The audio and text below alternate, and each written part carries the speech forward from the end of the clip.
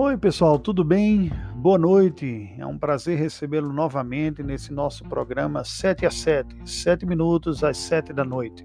Você deve ter percebido que desde ontem nós estamos fazendo com um formato um pouco diferente. Não é mais um vídeo gravado, mas uma adaptação para o YouTube do áudio. Áudios estes que eu tenho subido no meu podcast Rai Montenegro. E nós demos início ontem em uma série de estudos, que agora será longa pela graça de Deus, baseada na exposição do livro Somos Todos Teólogos, do renomado teólogo norte-americano R.C. Sproul, uma introdução à teologia sistemática. Ontem à noite nós vimos sobre o que é a teologia, o seu objeto de estudo, as ferramentas usadas e os seus agentes, os homens e o Espírito Santo. Hoje nós daremos continuidade. Fique conosco.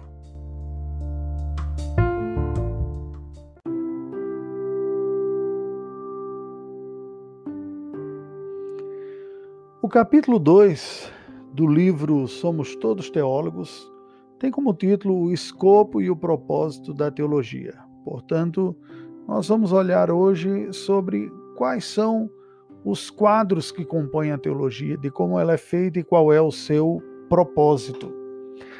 Apesar da resistência de algumas pessoas, nós podemos dizer que sim, a teologia é uma ciência, ou seja, é um estudo sistemático através do qual nós adquirimos um verdadeiro conhecimento.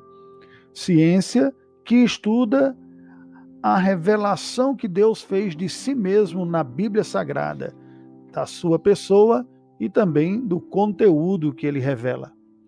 O método que a ciência da teologia se utiliza é relacionar o conteúdo bíblico em temas de forma harmoniosa, coerente e coesa, porque toda a revelação bíblica nos foi dada em diversos gêneros literários e com narrativas distintas por pessoas distintas. Buscar o ensino destes temas é a tarefa da teologia.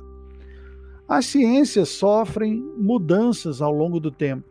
O que nós poderíamos dizer sobre o conteúdo da teologia? Bem, as ciências fazem suas mudanças de teorias e novas bases quando ocorrem anomalias, quando novos dados se apresentam e as conclusões que eram tidas por certas anteriormente já não dão conta de novas realidades que são apresentadas. Há uma dinâmica muito grande nas teorias científicas em virtude disso. Contudo, a ciência da teologia se debruça sobre o mesmo texto, um texto que tem pelo menos 2000 anos. É pouco provável que haja uma mudança de paradigma significativo na teologia, porque não se trata de nenhum elemento novo enquanto texto, o objeto de estudo é o mesmo.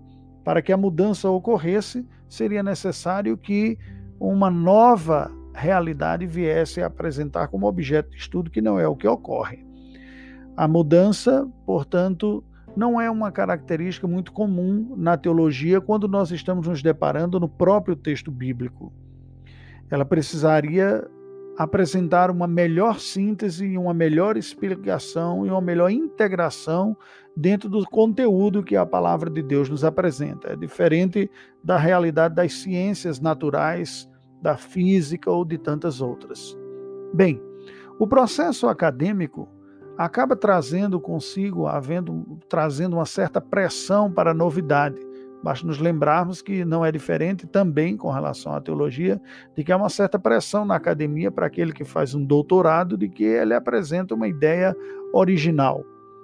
Quanto à teologia, nós precisamos dizer um aprofundamento, sim, uma percepção mais acurada ou mais precisa de um ou outro ensino cabe. Mas é preciso ter cautela quanto à originalidade daquilo que se diz. Por quê? Porque nós estamos nos deparando com o mesmo texto e com o aprendizado acumulado ao longo dos 2000 anos. Quais seriam, então, as fontes da teologia sistemática?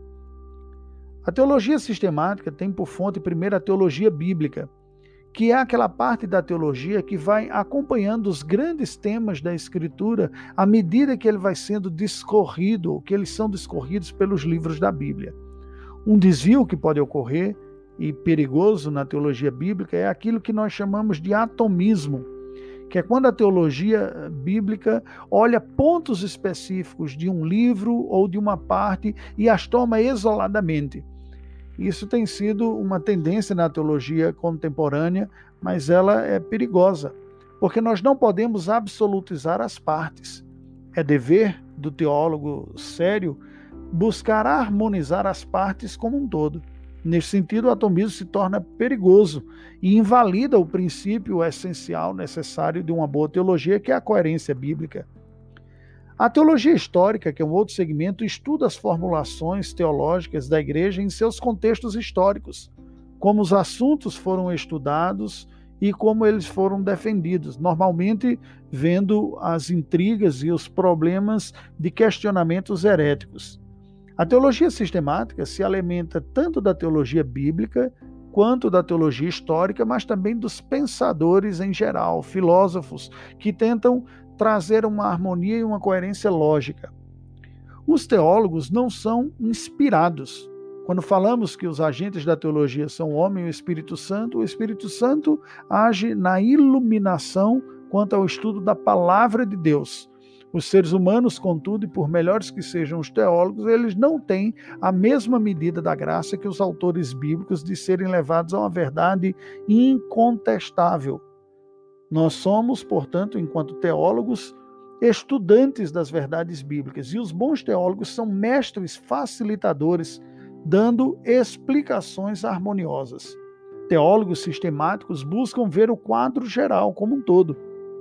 A atividade da teologia é inevitável, todos nós buscamos entender o texto sagrado. Contudo, a qualidade da nossa teologia está afirmada na coerência bíblica daquilo que nós concluímos ou estudamos. A instrumentalidade bíblica e o seu estudo são extremamente importantes.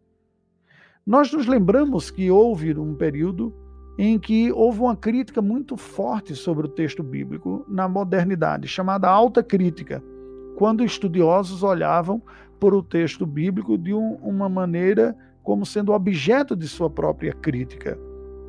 E os homens, portanto, eram esses sujeitos. Na boa fé cristã, a ordem é invertida. Em vez de falarmos de uma alta crítica, nós falamos de uma autocrítica da Bíblia, quando nós mesmos somos os objetos que somos observados. Uma boa teologia nos capacita a discernir a verdade de Deus, combater a heresia e deve nos levar a uma maturidade, uma obediência e um deleite em Deus. Devemos buscar conhecer a Deus através do estudo da sua revelação bíblica e formulações sistemáticas das verdades. Que Deus nos abençoe nesta tarefa.